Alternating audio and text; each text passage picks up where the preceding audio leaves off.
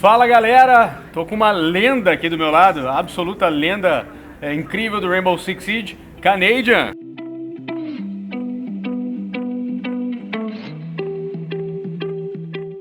Let's go for a few questions. Like everybody in Brazil is a big fan of yours. I think everyone knows all that you've done in Rainbow Six Siege so far, and I wanted to know first off, where are you from in Canada? I'm from Toronto. Toronto. Okay. Yeah. So how does it feel like to play the biggest event in Rainbow Six Siege in your home country? It's always really nice, honestly. Yeah. There's something special about the energy, and yeah, like it feels like home. Usually, when we get in front of the crowd is on our side because of it. Yeah. So that's always a plus, but Sure. yeah, I mean, I enjoy the crowds either way, but yeah, something about it, and like SI in the winter, like it's snowy outside, cold outside, like something about it just feels right. All right. And I'm sure that you can always channel that energy and make it like loud screams and everything else like you always do, and we all know how you can scream and shout and make your teams hype. Yeah. How does that feel? How do you do that thing? It's just what happens to me in game. Outside of the game, you can see I'm a lot different. Yeah, you're very chill. Yeah, day to day, like in practice, that's kind of what I'm like too. But yeah, once we're in game, once we're at a tournament, it's just like the competitive side of me. Like I really want to win, so I'm excited. I want to win. I want the team to do well. So yeah, I just get into it. Sure, it's something that wakes up in you. And yeah. Then So how long have you been playing Siege? I've been playing Siege since it came out, basically. Since the beta and everything? Didn't play the beta, like as soon as it released, so yeah, December 2015. And where does the passion for Rainbow Six Siege came from? For Siege specifically, I like the strategy and teamwork and just the strategy and teamwork. It feels like a puzzle to me, so I really enjoy that part of the game. Like I liked Counter-Strike and I liked Call of Duty, but it wasn't enough strategy really. That's really a unique part of Siege, right? And Siege adds to the strategy, and that's what really gets me. So I'd say that, and then just I'm a competitive person in general. I used to play hockey at a high level. Yeah, I know about that. I was gonna ask you about that actually, because you mentioned the snow and everything, and then I was gonna go into the hockey part. So tell us a little bit about that. Like you have competition in your life since forever, right? Yeah, I grew up playing hockey at a really high level. I played with a bunch of people that are in the NHL now and stuff. So, oh, okay. Yeah, so I played at a high level, got injured, but that's where my competitive side comes from, because I was very competitive and very serious about hockey, and I just kind of transitioned it into video games. Yeah, that's interesting, because there's a lot of players actually in Brazil that used to be like soccer players or something like that, and they got injured. Lagones, which tennis is a player player. from he was a tennis player. He was on the road to become like a great tennis player, but then he got injured, and then he switched to esports, right? It's something similar to your journey, right? Yeah.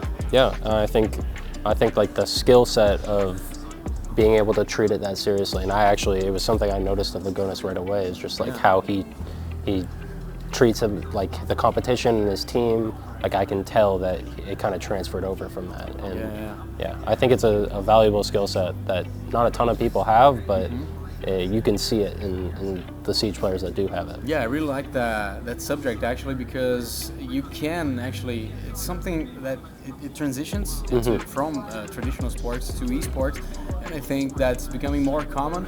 And as of now, we have a lot of like psychologists getting into the teams and stuff like that. Do you have that kind of staff in Dark Zero? We don't have like a full-time psychologist or anything. We did a boot camp with 2 performance coaches leading up to SI.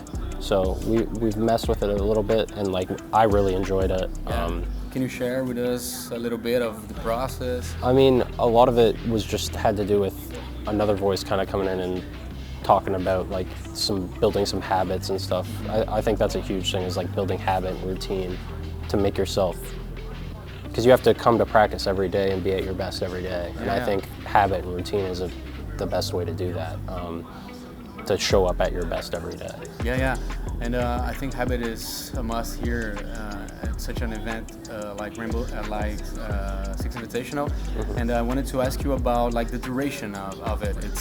It's way longer than a major. It's basically double the time. Yeah. And how do you manage that stress? How do you manage that? Because you've won it already 2 times. Like you've won majors too. And how do you manage the pressure in an event like this? Honestly, I love it. Like, I live for it. I just kind of get into a zone when I'm here where I'm just a different person, and I just live and breathe Siege, where I just think about the event all the time. I watch all the games. I'm playing the game, thinking about the game, and just like the level of improvement and competition. It's just, I think being around all these like amazing teams and all these other passionate players, and just watching all these games every day. Like, it just gets me into a space where I'm constantly improving and improving. Do you feel like you learn more when you're in an event like this, like seeing all of the regions, all of the top teams from all of the regions together and like competing at the highest level? Definitely, yeah. Because you learn from every region. You learn how teams match up. You learn about different play styles. So yeah, I think you learn a lot from it. And I think once you kind of get into that groove, at least for me, like I feel like it just kind of takes off, and that's why I've felt my teams have always kind of improved through events, is because, I think we always learn so much while we're here. You always come out with something extra, like. Yeah. So let's talk a little bit about that time when you stopped playing for a short while, and then you came back. What happened there? Did you have? We had a conversation today with Fabian, and he told us that you guys had a call or something like that. I thought it could be something really interesting. You must have had like a very interesting conversation, and about your next steps or stuff like that. Is that something you can share with us? So when I talked to him, it was when I left EG to join SSG. Oh, okay. So it was way before. That was the conversation he was talking about. Okay. But I did ask him because he was someone I respected, and I was considering it. Actually, Mav was another player that I asked about that. Okay. Just because players from different regions and like kind of leaders of their teams that, I kind of wanted a different perspective, and it was such a big decision for me that, I just wanted more perspectives on it. For the most part, none of them told me anything I didn't really know, but, it kind of, that's just being human. It's nice to hear. Yeah. It's nice to know that there's other people, other guys going through the similar same things. And then the thought process that go into it. Yeah, right? exactly. Yeah. How much did you evolve throughout these years? Like, what's the big difference from the Canadian that started playing Siege for the Canadian right now? It's hard to say. I think I'm just more mature. I still have that crazy energy to me, but I think it's a bit more controlled. Okay. I don't think I get ahead of myself as much. I think I used to get a bit ahead of myself. I don't think I was ever too bad about it, but I think more controlled and more focused, I'd say maybe. But overall, I wouldn't say changed too much. I think a lot of how I play individually has changed. I think I was always used to be way too over-aggressive and stuff like that. I think I've toned that down a lot through the years. And I think that's a big thing, but I mean, there's definitely tons of improvements I've made. I think also just, like I mentioned before, the consistency and like the routine and stuff like that. I think that's a huge thing I changed about myself was, as a captain leader of a team, I have to show up to practice with the consistent energy every day. You know, I can't show up in a bad mood, otherwise, look up to you, right? Otherwise it affects everyone else. So that was something during the break I took that a lot more seriously to implement all these routines and basically make myself more consistent mentally, so that I could show up every day and be at my best and not affect my team's practice because I'm in a bad mood, because I don't feel good, or because I'm upset about something else. Now I consistently show up to practice kind of in the same mindset, just there to improve. All right, man. Do you want to maybe give a shout out to people in Brazil? You have a lot of fans there. Everybody respects you a lot there.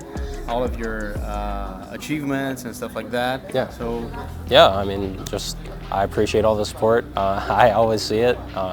It's actually been a while since we've had an event in Brazil, but I always remember, like, even very early on in the game, I think it was the first event in Sao Paulo. Yeah. I remember that was the first like real really crowd I saw. Yeah. And I just remember our practice room was right beside like where all the fans were, and everyone was just lining up like constantly saying hi, and it was so cool. So my first real experience with fans was actually in Brazil. Okay.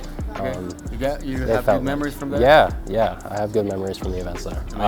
Well, Rio didn't go so well. That's why we lost to Fnatic. But, but I've always had a good time, and I've very frequently, received outpours of support from the Brazilian fans. So I appreciate all the support, and thank you. And hopefully, I see you guys again soon. Amazing. Yeah, let's cross our fingers that we're gonna have maybe an event in Brazil sometime soon, right? Yeah, that'd be cool.